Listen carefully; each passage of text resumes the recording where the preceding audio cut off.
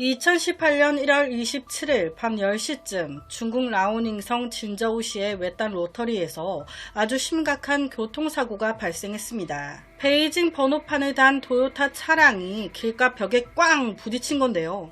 당시 차의 상태가요, 차 앞에 범퍼 쪽하며 아주 그냥 아작이 나 있었어요. 차 상태만 봐도 사건 당시 차 속도가 얼마나 빨랐을지 대충 가늠이 됐죠. 차는 당연히 바로 폐차. 사건이 발생한 지역은요, 도심에서 살짝 벗어난 외곽 지역이었습니다. 주변에 거의 아무것도 없었어요. 그나마 가장 가깝게 있는 게 진저우시 장례식장. 이게 사건 현장에서 약 1km 정도 떨어져 있었죠. 외진 곳인 만큼 이곳을 왔다 갔다 하는 차량 또한 그렇게 많지 않았어요. 특히나 이때가 겨울 밤이었기 때문에 더 차가 없었죠. 그런데 다행히도 하늘이 도운 건지 사고가 꽝 나고 얼마 안 돼서 이곳을 지나는 차 한 대가 이 사고를 목격 신고가 됐던 겁니다. 당시 차 안 운전석에 한 남성이 앞쪽으로 쓰러져 있었어요. 큰 사고였음에도 불구 다행히 에어백이 터져 생명을 구했죠. 그리고 조수석과 운전석 사이에 여자가 껴 있었습니다. 똑같이 머리를 앞쪽으로 해서 쓰러져 있었는데 이 여자는 아무리 막 흔들고 구출한다고 막 밀치고 해도 움직임이 없어. 출동한 소방관이 이렇게 사람을 구하느라 바쁠 때 경찰은 이 사건 주변을 쓱 살펴보는데 조금 뭔가 이상했어요. 우선 소방관이 구조한다고 차문을 딱 열었을 때 술 냄새가 확. 뭐야, 이거 음주운전이야? 술 취해서 혼자 부딪힌 거야? 당시 운전석의 남자는 안전벨트를 하고 있었어요. 거기다 가슴 쪽에 쿠션도 하나 놓여져 있었고요. 그 상태에서 에어백까지 터지면서 완전히 이 운전자 가슴을 보호했어. 만약 쿠션과 에어백이 터지지 않았다면 100% 운전자 즉사였거든요. 하지만 조수석에 앉아 있었던 여자에겐 이런 하늘의 운이 따르지 않았습니다. 우선 제가 앞서 그랬잖아요.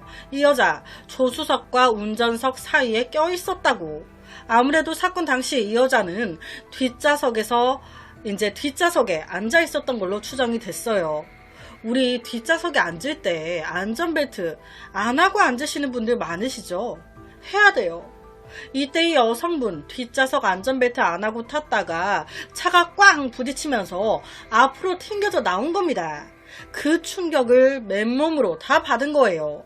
그래서 즉사. 유일하게 살아남은 생존자, 운전석의 남자. 하지만 그 역시도 상태가 좋지 못했어요. 우선 양쪽 다리 다 부러졌고요. 갈비뼈 6개가 부러졌습니다.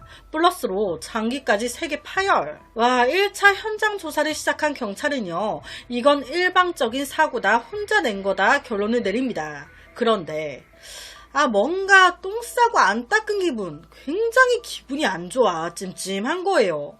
제일 큰 이유가 차가 부딪혔을 때 그 모양 때문이었는데, 사고 난 차는요, 거의 똑바로 벽을 정면으로 보고 부딪힌 듯 했습니다.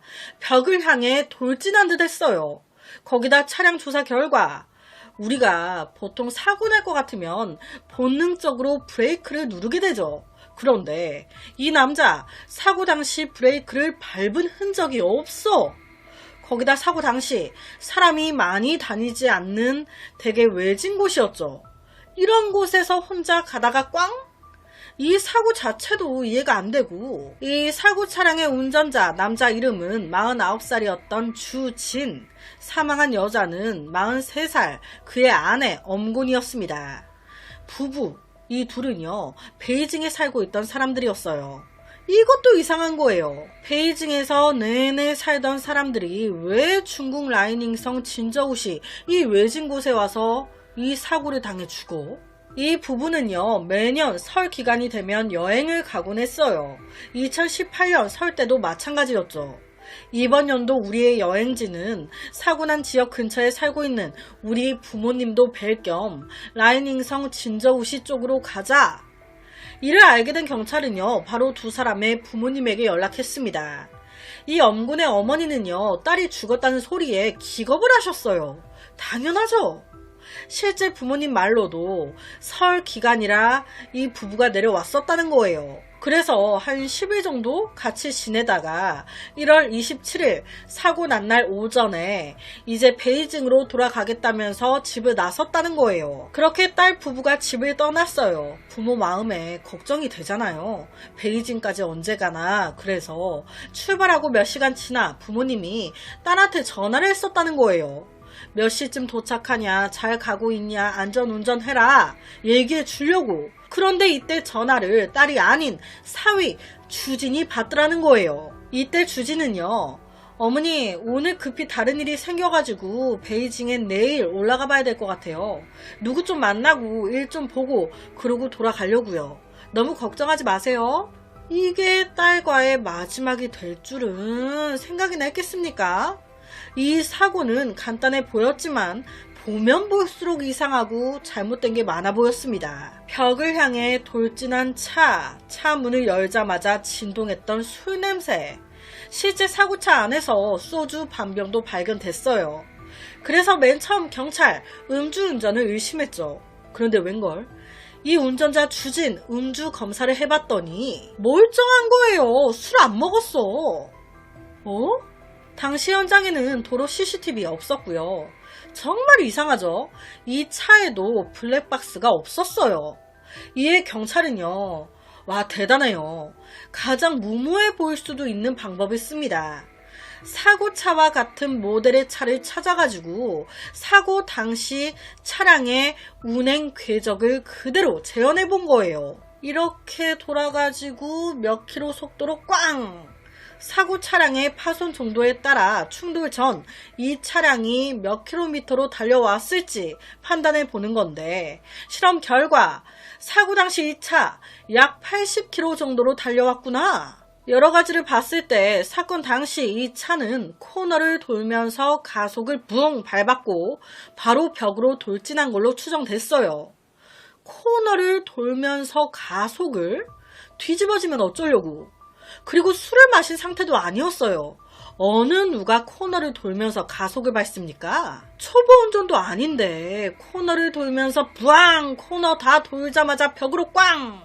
아무리 생각해도 한 가지 생각밖에 안 드는 거예요. 술이라도 마셨다고 나오면 몰라. 이거는 100% 일부러 박은 거 아니야. 그리고 또 하나 이상한 게 당시 운전자 남편은요, 키가 169였어요. 키가 작으면 대체적으로 운전할 때 이 운전석 의자를 앞으로 많이 당기죠. 앞으로 당겨서 내 몸에 맞게 이렇게 하는데 경찰이 보니까 운전석 의자가 너무 뒤쪽으로 가 있는 느낌? 이 상태로는 운전하기가 좀 불편했을 것 같은데 왜 이렇게 운전석이 뒤쪽으로 빠져있지?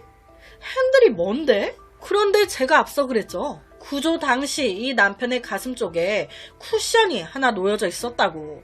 오히려 이 쿠션 때문에 에어백까지 터지면서 그래도 목숨을 구한 거라고. 그런데요, 여러분, 이게 이해가 되시나요?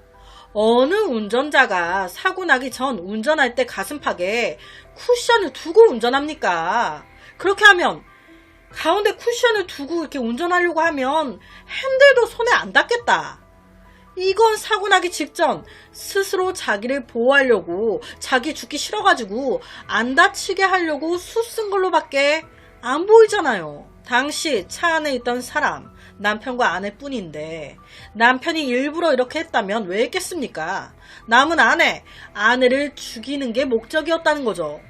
아내는 뒷좌석에서 앞자리로 날아갔고 즉사했어요. 여기서 또 이상한 점이 나오는데, 여러분, 우리가 보통 차 뒷좌석에 앉을 때 혼자 앉아요. 그러면 왼쪽 창가 아니면 오른쪽 창가에 앉지 않습니까? 여기서 앞으로 튕겨 나갔다면 조수석과 운전석 사이에 낄까요? 앞 유리 밖으로 튕겨져 나가면 몰라. 조수석과 운전석 사이에는 안 낄 것 같은데. 그런데 끼어 있었어요. 이 말은 당시 이 아내 뒷좌석 가운데 자리에 앉아 있었다는 말이 됩니다. 왜 이렇게 앉아 있었던 걸까요? 거기다 더 이상한 건 당시 이 아내의 옷차림이에요. 아내 신발도 안 신고 딱 핏대는 옷 하나 입고 있었어요. 핏대는 그냥 옷 하나. 당시 겨울이었습니다. 이 남편은 신발 다 신고 패딩까지 입고 있었거든요. 그런데 이 아내는 이렇게 추운데 신발도 안 신고 얇은 원피스 같은 거, 그게 끝인 거예요. 이것도 이해가 안 돼. 여기까지만 봐도 이 남편 굉장히 의심스럽죠.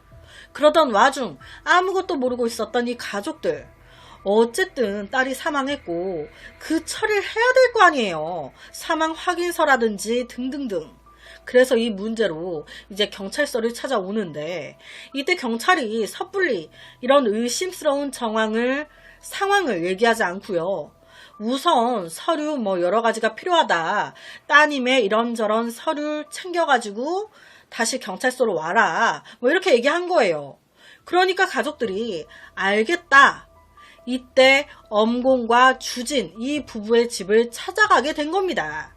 거기서 이제 딸의 이것저것 챙길 거나 여러 가지 서류를 뒤져보게 되는데, 그 과정에서 여행 가방 하나를 보게 된 거예요. 여행 가방 트렁크를 딱 열었더니 엄마야, 그 안에서 보험 증서가 어마어마하게 나오네. 보험 증서가 20인치 트렁크에 가득 차 있었대요. 확인 결과 무려 30여 개의 보험 증권이 나왔습니다. 웬만한 시중에 나와 있는 보험들이 다 가입이 돼 있는 거예요. 모두 상해 보험 상품들, 서로가 서로한테 든 거였어요. 아내가 사망하거나 다칠 시 수익자는 남편, 남편이 사망하거나 다칠 시 수익자는 아내. 보험 가입된 게요, 어마어마했습니다. 그렇다면 매달 내는 보험료 또한 어마어마했을 거예요. 그래도 어쨌든 아내가 사망했죠. 남편이 보상 받겠죠. 그 금액만 무려 2,900만 위안 하나로 54억이 나오더라고요. 54억? 사실 이 주진과 엄고는요, 모두 두 번째 결혼이었습니다. 각각 미성년자인 자식도 있었어요. 그런데 참 이상하죠. 가입된 보험만 30여 개 정도나 됐는데 그 어느 보험에도 수익자가 자식이나 부모로 돼 있는 게 하나도 없어. 온리 딱 서로에게만. 왜 이렇게 된 걸까요? 이 보험 증서를 발견한 아내 측 가족들은요, 너무 당황했습니다. 바로 경찰에 알렸죠. 안 그래도 의심하고 있었는데 딱 단서가 잡힌 거예요. 아이씨, 이것 때문에 죽였네. 바로 경찰 아내 시신 부검 들어갑니다. 그와 동시에 경찰은요, 해당 사건이 발생한 시 전체의 모든 CCTV를 다 확인했대요. 와, 대단하죠. 시 전체의 CCTV. 확인 결과 사건 당일 오전 9시경 주진과 엄곤이 탄 차가 나옵니다. 이때까지만 해도 둘이 차에 앉아있는 게 딱 보여요. 앞좌석에 나란히 앉아있죠. 이 차는 낮 1시 19분에 시내를 떠났습니다. 그리고 오후 5시쯤 차가 베이징으로 가는 고속도로에 다시 나타나는데, 보시면 조수석에 앉아있던 아내가 안 보여요. 그리고 약 20분 뒤 한 휴게소에 다시 포착이 되는데, 휴게소에서 주진, 이 남편 밥 먹거든요. 혼자 먹어요. 아내는 차에서 내리지 않았습니다. 자, 베이징으로 가는 고속도로, 거기 휴게소에서 5시 20분쯤 찍혔어요. 그런데 약 2시간 뒤인 저녁 7시 20분경 이 차는 다시 방향을 바꿉니다. 베이징으로 가고 있었는데 갑자기 확 꺾어서 다시 아까 진저우시 시내 이쪽으로 다시 차를 돌린 거예요. 마지막으로 차가 찍힌 시간은 저녁 8시쯤, 사고 발생지로부터 약 3km 정도 떨어진 곳에서 목격이 됐습니다. 그리고 약 1시간 뒤 저녁 9시에서 10시 사이 꽝! 사고가 난 거죠. 지금 사진을 보시면 아침 9시 정도까지는 조수석에 안에 있었어요. 그런데 이 이후 다른 CCTV 속의 그녀는 앞좌석에 없습니다. 차에서 내리는 모습도 없어요. 남편은 아내에게 걸려온 장모님의 전화를 대신 받았습니다. 일이 생겨 집에 오늘 못 갈 것 같다고. 그리고 이러고 계속 돌아다닌 거거든요. 왜 인적이 없는 그곳으로 돌아간 걸까? 이걸 대놓고 경찰이 병원에 있는 남편한테 물어봤어요. 그랬더니 하는 소리가, 그날 아내와 차 타고 가면서 뭔가 좀 아쉬워서 베이징 근처 사원에 이제 절에 좀 들렸다가 드라이브하고 돌아갈 생각이었습니다. 그래서 베이징으로 가면서 중간에 휴게소를 들렸는데 거기서 같이 밥 먹으면서 아내가 갑자기 언니한테 해야 될 말이 있었는데 깜빡했다고. 언니 얼굴 보고 해야 되는 말인데 미쳤나봐. 자기야, 나 진짜 미안한데 다시 우리 엄마 집에 들릴 수 있을까? 그래서 다시 빠꾸 돌아왔다는 거예요. 언니한테 해야 될 말이 있었는데 깜빡했다고. 엄마 집에 다시 가야 될 것 같다고. 그때의 시간이 저녁 8시가 조금 넘은 시간. 보니까 언니가 아직 집에 안 들어온 것 같아. 그래서 주변을 삥삥 돌다가 좀 잠이 와서 길가에 차를 세웠다는 거예요. 그래서 차 안에서 둘이 좀 잤는데 깨보니까 저녁 9시가 조금 넘었네. 부랴부랴 다시 출발을 했는데 아무래도 길이 익숙하지 않았다 보니 여긴가? 저긴가 하면서 가다가 사고가 난 로터리까지 오게 됐다는 거예요. 자기는 길이 어딘지 몰라가지고 막 난감해하고 있는데 뒷좌석에 앉아있던 아내가 핸드폰을 막 만지작거리면서 뜨거운 물을 마시겠다고 그 뜨거운 물을 손에 쥐고 있었는데 갑자기 차가 흔들리면서 그 뜨거운 물을 내 몸에 확! 순간 너무 놀래가지고 나도 모르게 가속 페달을 확 밟게 됐고 부딪힌 거라고. 여러분, 여기서 좀 이상한 점 못 느끼셨나요? 경찰은요, 이 남편의 얘기를 듣자마자 물었어요. 아내가 당시에 차 어디에 앉아 있었다고요? 차 뒷좌석이요. 그런데 아내가 핸드폰을 만지고 있었는지 어쨌는지 어떻게 알아요? 그거야 뭐 꼭 봐야 하나요? 느낌이 핸드폰을 하고 있는 것 같았어요. 그럼 그 뜨거운 물, 그 물은 어디에 있었던 건데요? 그거는 보온병을 가지고 있었거든요. 차 마신다고. 그거를 이제 그 보온병 뚜껑에 이제 뜨거운 물을 부어가지고 들고 있었는데 그걸 갑자기 저한테 들이부은 거예요. 실제로 경찰은요, 사건 현장 차 안에서 텀블러도 하나 찾았어요. 그런데 뚜껑이 다 꽉 이렇게 닫혀 있는데 연 흔적이 전혀 없는 거예요. 거기다 앞서 이 남편 뭐라고 했습니까? 베이징으로 가는 고속도로에 휴게소를 들렸는데 거기서 같이 밥을 먹다가 아내가 맞다, 언니한테 해야 될 말이 있었는데 깜빡했다. 자기야, 다시 돌아가자 라고 했다고. 여러분, CCTV 속 휴게소에서 그는요, 내내 혼자였습니다. 아내는 전혀 차 안에서 내리지 않았어요. 다른 건 몰라도 CCTV는 증거가 있는데 거짓말하고 있죠. 왜 거짓말을 했지? 부검 결과도 이를 뒷받침했습니다. 아내, 교통사고로 인해 두개골이 완전히 골절된 상태였어요. 오른쪽 가슴, 갈비뼈도 거의 다 부러지고 오른쪽 가슴 전체가 함몰된 상태였습니다. 상처 하나하나가 치명상으로, 사망 원인은 확실히 교통사고로 인한 사망으로 보였어요. 이 점이 법의학자, 경찰들의 의심을 산 거예요. 보통 교통사고가 나거나 뭔가 위험에 처하면 사람은 본능적으로 자기 몸을 방어하게 돼 있습니다. 누군가가 나를 때리려고만 해도 사람은 본능적으로 손을 올려 막아요. 이때도 그래요. 교통사고가 나서 앞으로 튕겨져 나갈 것 같다, 뭐한다 하면 몸을 웅크리거나 뭔가 손으로 머리 맞거나 방어적인 행동이 나오게 되는데 이 안에 전혀 몸에 방어를 한 흔적이 없는 거예요. 치는 대로 그냥 다 얻어 맞았어. 즉 사건 당시 이 안에 잠들어 있었거나 의식이 없는 상태이지 않을까 싶은 거죠. 바로 이 아내의 위를 조사했습니다. 그 결과 이 아내의 위에서 수면제 성분이 다량 검출됐네. 라인이 딱 잡히죠. 이 남편놈이 아내 보험금 노리고 너만 죽으면 54억이 내 거야, 얼른 죽어 좀. 그래서 아내 꼬드겨 타 지역으로 이동. 아내 몰래 수면제 다량 먹여 재워버리고 자기는 죽으면 안 되니까, 난 소중하니까 들이받기 전 자기 심장 쪽에 쿠션까지 놓으면서 자기를 보호한 상태로 이 정도 들이받으면 죽겠지? 꽝! 벽에 돌진했구나. 자, 그런데 여기까진 그냥 추정이에요. 내가 죽였다는 증거 있어요? 경찰 못 쓰겠네. 해버리면 끝난단 말이죠. 증거. 바로 이 부부의 집 수색 들어갑니다. 그 결과 충격적인 사실이 드러나요. 한 뭉탱이 편지가 발견되는데 제가 앞서 그랬죠. 이 두 사람 다 이혼한 전력이 있었다고. 이 남편 놈이 웬걸 전부인한테 편지를 엄청 썼어. 전부인과 편지를 막 주고받은 게 발견된 거예요. 그런데 그 내용이 서로가 서로한테 난 너밖에 없다고. 아니 그럼 왜 이혼했어? 확인 결과 이 남편 재정 상황이 엄청 안 좋았어요. 자기 계좌에 돈도 없고 재산도 없고 안정적인 직업도 없고 오히려 다 대출을 받아가지고 지금 아내한테 돈 많은 척 막 허세 부리고 다녔던 게 확인됐습니다. 쥐뿔도 없는 놈이에요. 아무 대책 없이 아무도 몰래 대출로만 살고 있는 놈. 이런 삶이 얼마나 갈 수 있겠습니까?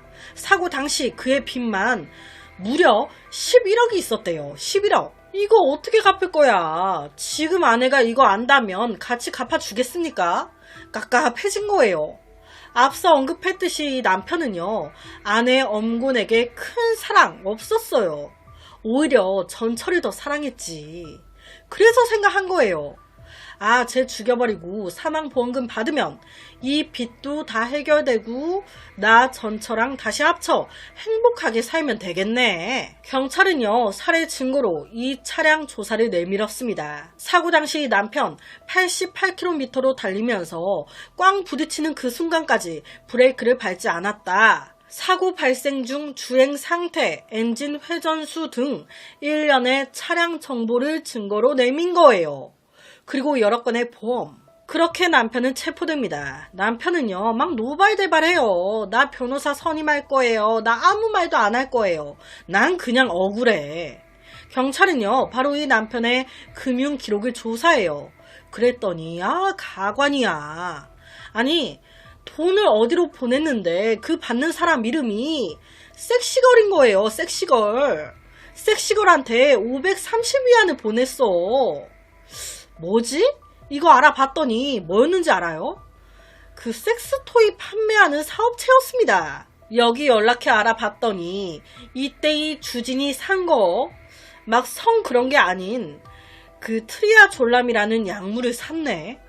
그러니까 불면증 치료에 사용되는 약물이라고 해요. 그러니까 수면제. 강력한 수면 작용을 가지고 있다고. 약효가 빠르고 무색무취.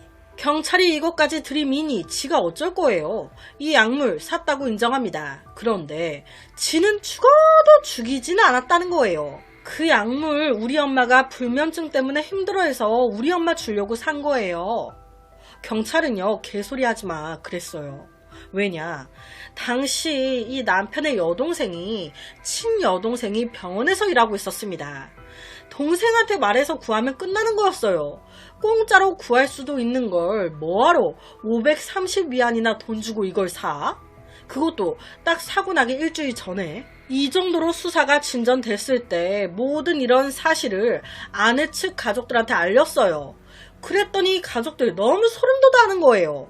왜냐? 이런 사고가 처음이 아니었거든. 2017년 사고 몇 개월 전에 또 똑같이 부부 둘이서 차 타고 가다가 비슷한 교통사고가 또 났었다고. 밤 11시가 넘어서 또 남편 주진이 운전하다가 느닷없이 가로등을 들이받았네.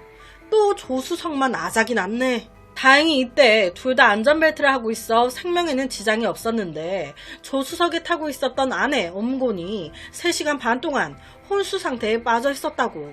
이때 놀란 부모님이 막 달려왔는데 그때 부모님 눈에 이 남편 주진이 그렇게 아내 엄곤을 지극정성으로 간호하고 울고 그랬다는 거예요.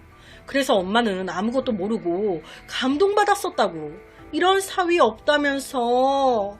그런데 딱 이 사건 있고 2달 만에 딸이 사망한 겁니다. 경찰은요 100% 확신했어요.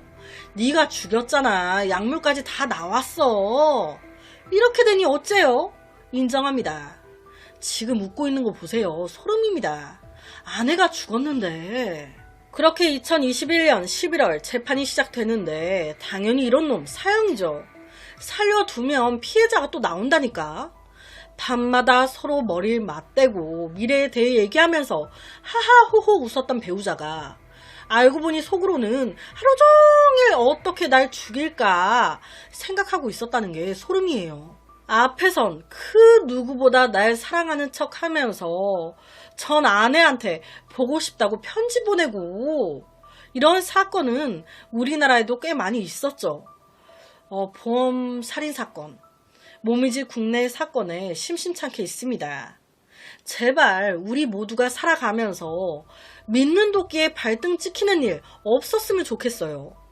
그래서 오늘은 사람이 참 무섭다 느껴지는 양가죽을 쓴 늑대 미친놈에 대한 사건을 가지고 왔습니다.